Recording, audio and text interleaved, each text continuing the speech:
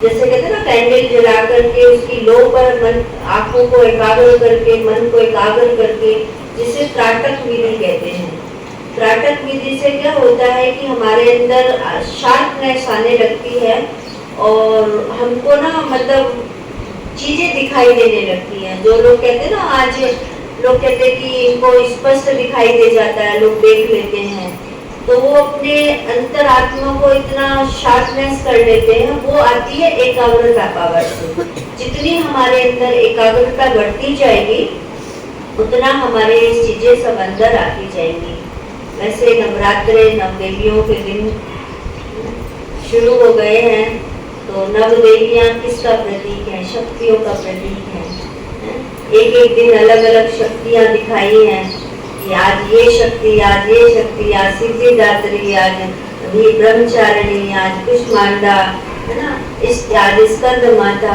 तो इस तरीके से हर माता की अलग अलग विशेषताएं, अलग अलग मतलब उनकी विशेषताओं का वर्णन किया गया है। तो हम देखो कि देवियों के हाथ में वैसे तो, और उनकी सवारी भी किसी न किसी पर दिखाई है, उनका भी बड़ा महत्व है। हाथों में अस्त्र शस्त्रों से सज्जित है। यदि देवियां किसी शेर पे सवारी और ऐसे हाथ बांध के करे तो अच्छी लगेगी। मतलब कोई देवी शेर पर बैठी और ऐसे हाथ बांध के बैठी है, अच्छी लगेगी? शेर पर सवारी और हाथ में क्या है? अस्त्र शस्त्र है। तो किसका प्रतीक है? शक्तियों का प्रतीक है। कहने के लिए देवी है। देवी किसको कहते हैं? बड़ी देवी है।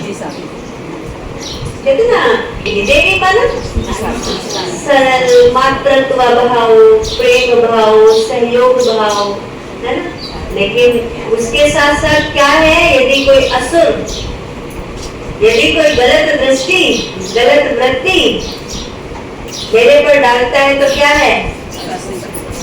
अस्त्र शस्त्र भी मेरे साथ है। तो बाबा कहते, बाबा की यादों का जो कवच होता है ना, यही हमारे अस्त्र शस्त्र।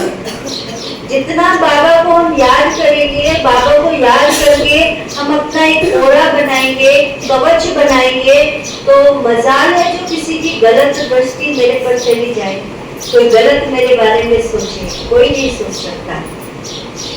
और ये बिल्कुल हकीकत बात है कि जब बाबा की याद होती है तो बाबा की याद में एक अलग ही पावर होती है।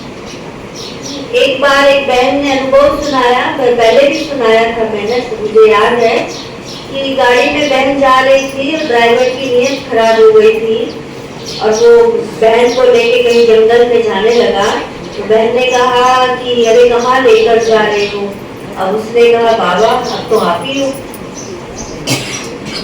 अब तो आप ही रक्षक हो।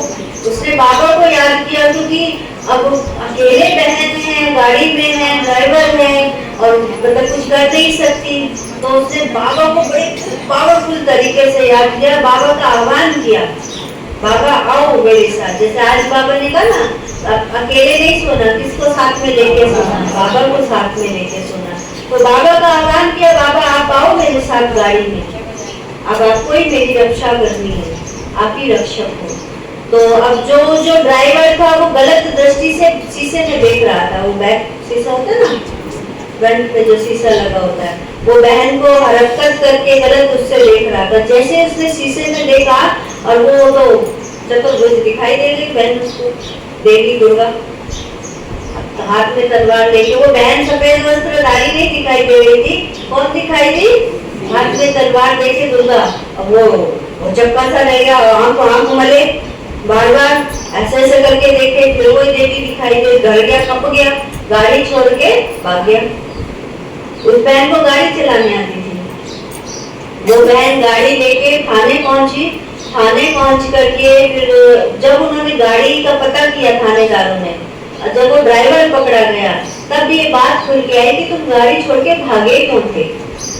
ये तो सबको संशय था ना, उस बहन को भी संशय था भाई, और क्या वो तो जो उसने देखा ना, किसी और को क्या पता। तो इस बात का जब खुलासा हुआ तो वो ड्राइवर पकड़ा गया और तब उससे पूछा गया कि तुम गाड़ी छोड़ के भागे क्यों थे? तो उसने कहा ऐसे ऐसे हुआ था, मैं तो अंदर तक दब गया।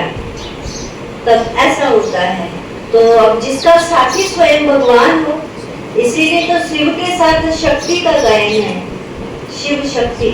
तो शक्तियां कौन है? हम बहनें। अपने साथ किसको कंबाइंड रखो? शिव को साथ रखो। जब शिव हमारे साथ कंबाइंड होगा तो कोई भी आसुरी दृष्टि हमारे ऊपर चल नहीं सकेगी। तो इन नवरात्रों पर हर एक दिन अपने अंदर वो शक्ति भरने का प्रयास करो, उनकी विशेषताओं, उनके गुणों को लाने का प्रयास करो। तो आप माता, एक साधारण माता ना होकर जगत माता, एक दैवी स्वरूपा माता बन जाओगी। क्योंकि उस है कन्याएं वो, लेकिन दर्जा किसका दिया गया है? माता का। क्योंकि पालनहार भी है तो संहारी भी है, संहार करता भी है। असुरों का संहार करती है और दुखियों का पालन करती है, पालन करती है, अपने बच्चों का पालन करती है। इस योग से अपने अंदर उस ज्वाला स्वरूप शक्ति को धारण करना है। अपने अंदर सब शक्तियों को धारण करेंगे तो विनाश काल में भी हमारे काम आएगी। क्योंकि हम उतनी पावर हमारे अंदर होगी कि हम हर परिस्थिति स्थिति को फेस कर सकेंगे। क्योंकि पता नहीं कौन से कब नजारे कैसे दिखने शुरू हो जाए। और माया साथ में है, तो माया तो उस पे ही वार करती है जो हमारी कमजोरी होती है। तो हम लोगों की कमजोरी अधिकतर क्या होती है? ये तो मानव की नेचर होती है, ह्यूमन बीइंग है कि अपना परिवार ही हमारी कमजोरी होती है।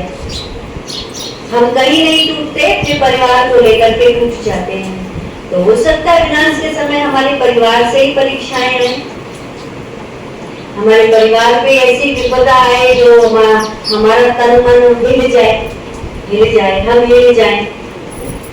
तो अपनी व्याधियों को एक बार इंसान कर लेता है, लेकिन परिवार पे आई हुई मुसीबत को से इंसान हिल जाता है। तो यदि मेरे अंदर पावर होगी, शक्ति होगी, तो मैं अपने परिवार को भी उस सकारात्मक के माध्यम से, उस शुद्ध वाइब्रेशन के माध्यम से पावर दे सकूंगी। उसके लिए पहले मुझे अपने अंदर पावर जमा करनी है।